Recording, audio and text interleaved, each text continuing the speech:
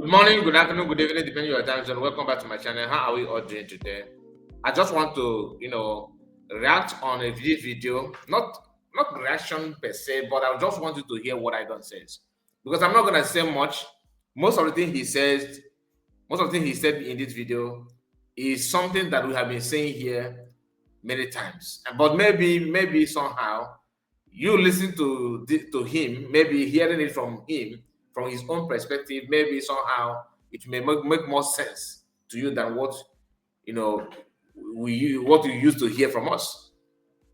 The condition of Igbo people today in Nigeria, why we are where we are today. I remember a few days ago I was on a live broadcast and we were arguing about if we are capable or not.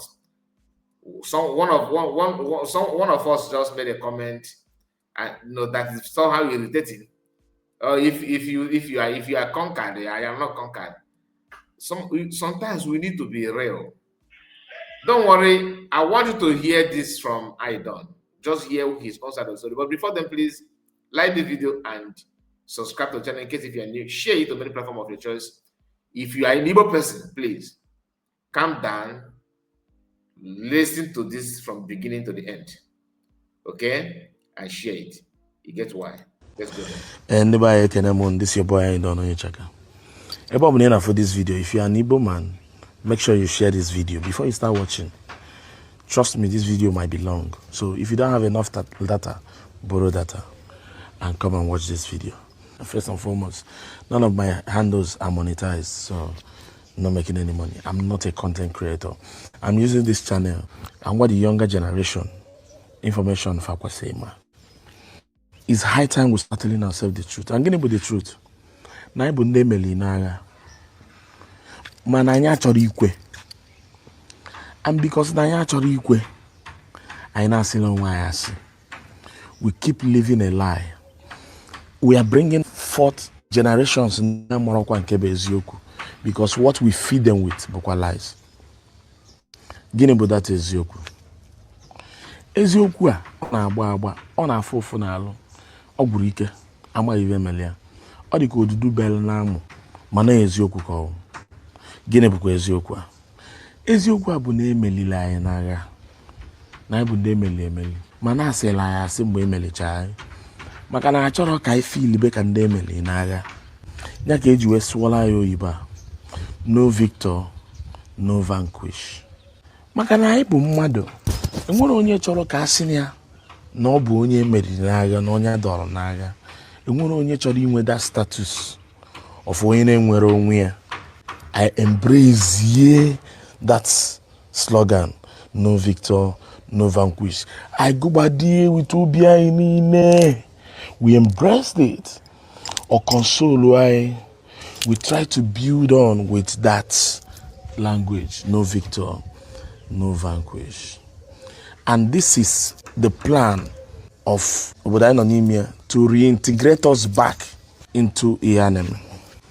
Now, we lost ourselves when we stopped reading the signs that shows that that was just a slogan. It never meant anything in reality. Somebody that told you no victor, no vanquish, closed all your accounts and all your assets when you get 20 pounds. This was done to you and not on the analog. Everything was closed down and 20 pounds was given to you. People lost their assets, their business, their houses, their investments. Reintegrate us back into Ianem. Now, we lost ourselves when we stopped reading the signs that shows that that was just a slogan. It never meant anything in reality. Somebody that told you no victor, no vanquish, closed all your accounts and all your assets when you get 20 pounds. This was done to you and not on the analog. Everything was closed down and 20 pounds was given to you. People lost their assets, their business, their houses, their investments. And we started afresh with no victor, no vanquish. And we've been living our life like that, lying to ourselves. After anụsịla ọgụ, ndị a wee gaa back to drawing board wee see a plan. Ịma ihe bụ the plan? The plan bụ gịnị?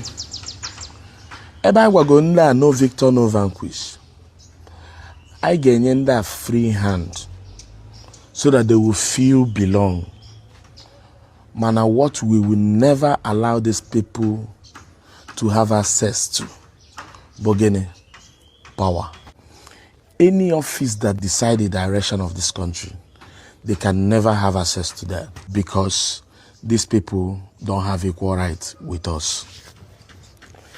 And that script has been played out on our faces, yet we don't know.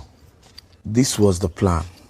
Now, we were given free hand to do our business because they know that what matters is power. Only thing that matters is power. If you have power, you can make yourself a trillionaire, even in dollars. And if you have power, you can make a trillionaire a wretched man under 24 hours. So power decides who is wealthy and who is not. So ni nwere ego na account gị, ni nwere investment here and there, ni nwere influence, you still don't have anything because onye ji power can cripple you overnight. Onya melo, so many in the buy, negoni never jive nwere ọnụokwu because of ejiro power. Onye ji power, ye jideva tiva n'okpuru table.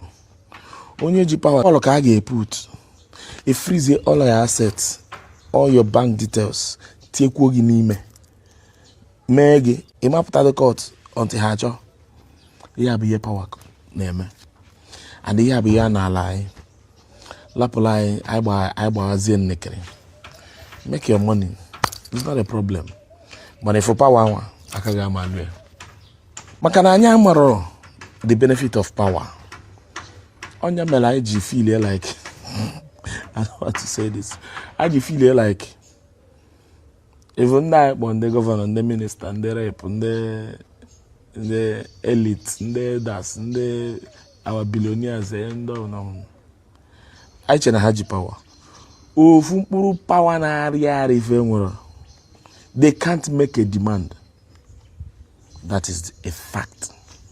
Obro Okwefulef, I'm telling you the truth.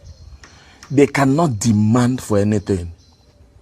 One boy they demand even a burger. You can't. Whenever one boy decided he demanded something from Ogia will put him in his place. Where that's not Bronya burger. This is our status. And the earlier you know it, it will start affecting the way you reason, the way you approach things, the way you talk, and what to demand and how to go about it. Now, let me draw your mindset backward. After the war, Aba was area for commerce. Onitsha, the biggest market where you trade. Aba is for production. After the war, there is a plan to reintegrate us back to Nigeria. Because Nigeria after the war began, that we need to be checkmated. Any check here, all our actions need to be checkmated. That is why they wanted to start moving our businesses from our base here in the southeast into other regions in Nigeria. How did they do this? They knew that we were business people. And after the war, we were left with no other option than to trade and make money. Because whatever thing we had was taken away from us. So they went to the Ogapatapata of them all IGMA business. Which is what? The seaport, Bonaire, and Nkena Calabar, Nankena Rivers. For weje ba, weje payaka. Balaka. We decided to lay checkpoint upon checkpoint upon checkpoint from Port Harcourt Seaport down to east, from Calabar Seaport down to east.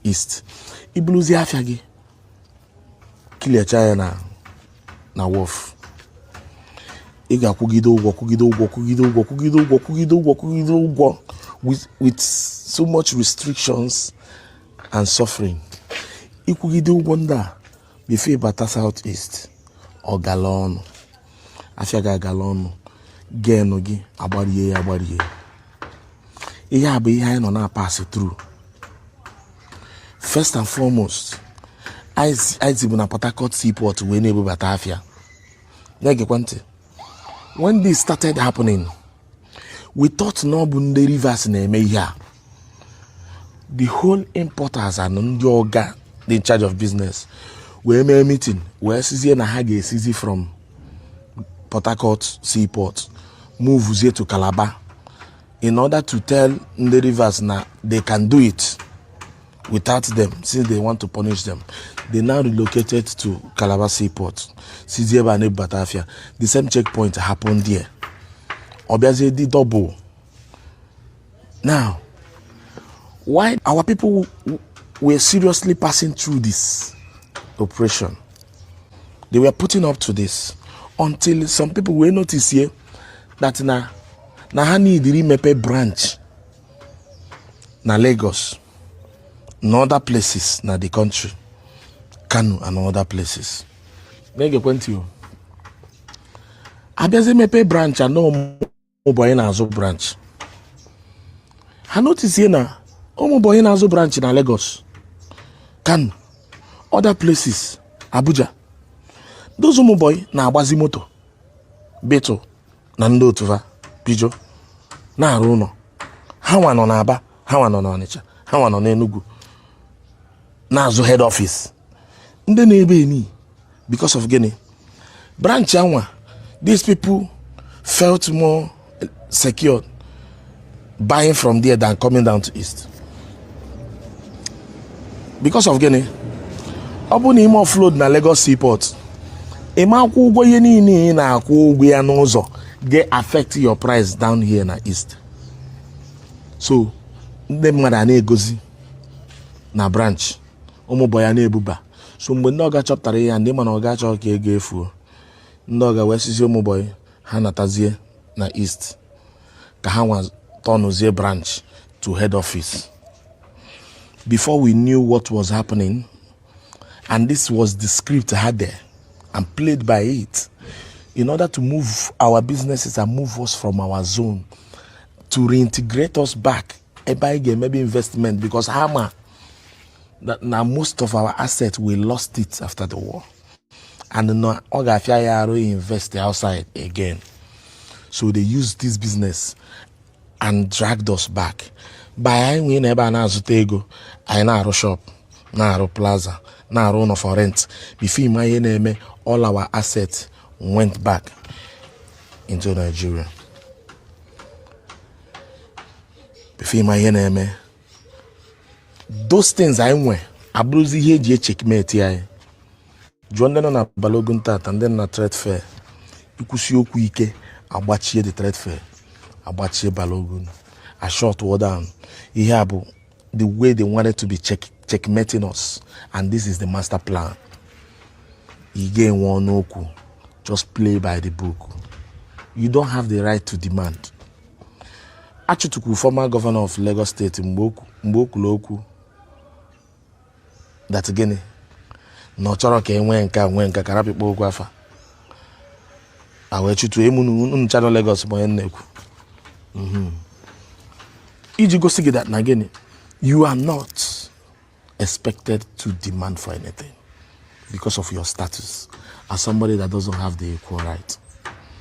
And because now our generation don't know this, that is why when we make money, we will invest into that places, help our region. We decided not to be wise like the Yorubas and like the Hausas anyị na-afụta asị ndị uche ha na-ezughị ezu na Hausa man ga-ebulu ute ya bulu ihe na-abịa na region anyị na-eme biznes na-ebunatala ya efi na-ebunatala ya food stuff mana ọma nwee plaza ọ ya nwe shop na East ya ego niile o mekiri o buru ya naba befa because gịnị ọma na region a ọ trust ha mana anyị nwa I trust our region, trust our region now. Because I feel like I can watch uche ejeme business. And because na nyamara our status. If we really know our status, whatever thing we have and own channel Lagos boy neku. Iji go see that again, you are not expected to demand for anything because of your status as somebody that doesn't have the equal right. And because now our generation don't know this, that is why when we make money, we will invest into that places, help our region. We decided not to be wise like the Yorubas and like the Hausas. I na afụta asị ndị uche ha na-ezughị ezu na Hausa man ga-ebulu ute ya bulu ihe na-abịa na region anyị na-eme biznes na-ebunatala ya efi na-ebunatala ya food stuff mana ọma nwee plaza ọ ya nwe shop na East ya ego niile o mekiri o buru ya naba befa because gịnị ọma na region a ọ trust ha mana anyị nwa I trust our region, trust our region now. Because I feel like I can watch uche ejeme business. And because na nyamara our status. If we really know our status, whatever thing we have and own will be found in the Eastern region. Eastern region, Abroso, Igafe, Niger Bridge, Eastern region, even my Delta region, rivers and all the Anchabu Eastern region is a lot safer than ebe ọnọbụ. Ibụla ọgaranya gị ihe ọhụrụ ọsọ gị mee ebe a ị chọrọ ime into real estate ị na-eme ebe a ị na-eme ebe a mana ya mara na real estate ọhụrụ ị na-eme ebe a bụ this focal point maka na ebe a ka ị ga-enwe security ebe a ka ị ga-enwe security and ọ bụrụ na anyị develop southeast dị sharp infrastructures and so many things are all southeast. If we're going to any bargaining chip package in Ghana, they're going to southeast buy or the cable money nebi. Or the cable money nebi. Maluka malonat na. Guys have not mba abroska kwa deketa. Now we chali ni no. Fanwe gold, fanwe uranium, fanwe or fanwe yeni ne. So fanwe bargaining chip. Have we maximized the potentials I were here in the southeast? None.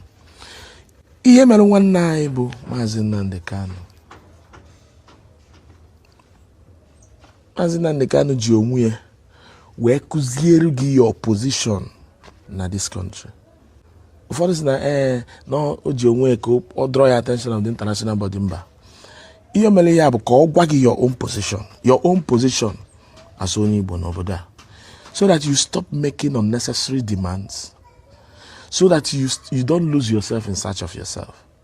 So that you will know how the law and how the country sees you and know how to move.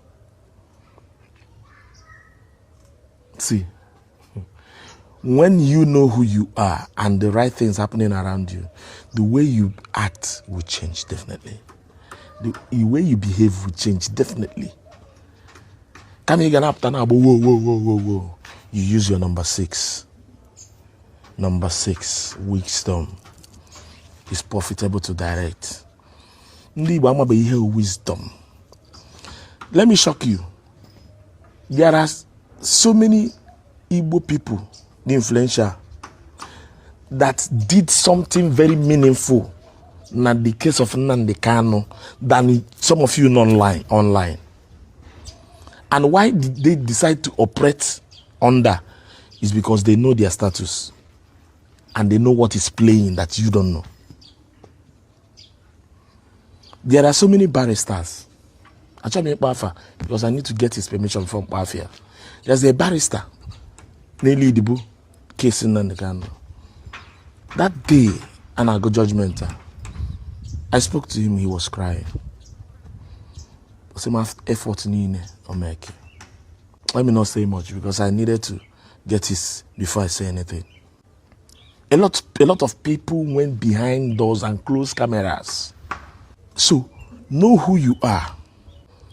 Marry your position. This judgment now. If we don't know who we are, what will it lead to? Okay, lead to tension in the southeast. I be the kwazi. Buonwai. Kaisa drag our elders, our chiefs, our kings, our people in the government. Some are very, very, very. If many of them cannot really do anything. They can't really do anything. They can only beg. They can't demand. When you force them to make a demand, you don't know your position. And you will keep running, round and round, circling around. So, know who you are. This is the essence of this message. Stop. Unemes is no up. Know who you are. Number one. When you know your position, the way you act and the way you behave will change. You will start using your brain, not only your mouth and your leg. Now, urge every Igbo person, look into Southeast, look into the Eastern region. Do your investment. Bring your infrastructure home. Build here. Do whatever thing it takes to bring peace to the South, to the Eastern region. Oga, ihe anyị nwere bụ ndị Igbo wee go, anyị enwere power. Ozemena wansube sege Igbo chọba power, Igbo enwere power. Oda ekweli. And you that chop power by here now, you can use your 6. Your number 6 you mayor. I wish I could say a lot. Okay, all right. I did not watch this video to the end before, but when he started very, very well. And what he said so far, what he said in the beginning and the middle is okay. All right, it's okay, but the ending part, just and I don't know about you that is watching. Maybe if you have any findings, your own opinion, please don't forget to put it on the comment section. The issue of no we one lawyer lead the man the kind before. No, the backward that day is laughable. You don't need to bring his permission to call his name. His name. Once you said that this thing you said, everybody already know who you're talking about. You're talking about Uchemefo. Okay. You're talking about Ejofo. All right? If I Ejofo. The only thing, maybe if you have any other person, maybe I may be wrong, but this is the person that comes to my mind based on the way you describe the person. Not really someone that was leading. I don't want to start talking about his activities and what he did and everything, because if you have to go deeper, if you know what if you go about it, don't know. If you know what if him, and let me just leave it there. Then you made mention of now when the chiefs, if any man name Nazo more important than the one online. You are referring to Biafran's architects, right? One thing you can matter about the whole for the email if man is that is number one. Email informers is a matter of time also first. I never flavor. We are happy to hear that. In our time. People appreciated him about it. Ifeoma says so nke ahụ for ndị chief na ndị ọzọ mere na nzuzo ị na-ekwu okwu ya a ga na-afụ n'ụzọ a ga-afụ suppose if result ya in public. And I hate it when anybody, even because people that normally do that is Yoruba people, that Igbos don't respect their elders I will often hear that. I hate it. Once you said it, that simply means once you hear that kind of thing, what comes to my mind is that you are one of those that are harbored evil simply because the person that committed it is an elder. I don't personally, like I said, well, this is my personal opinion. You just put your own opinion in the comment section. Let us hear from you as well. But these two things, among every other thing that he said, that to me, there is a no-no. It's a no-no because dragging and not dragging, they can. How can you be? How can you be alive and watch somebody who claims to be elder, for example? You want to for example, oge ya wụrụ pụta anụ na ya ga-asabụ kama na ife ọbụla ga-eme Fulani, na ya ga-asabotaji Fulani, asabotaji Biafra, na ife ọbụla mere Fulani.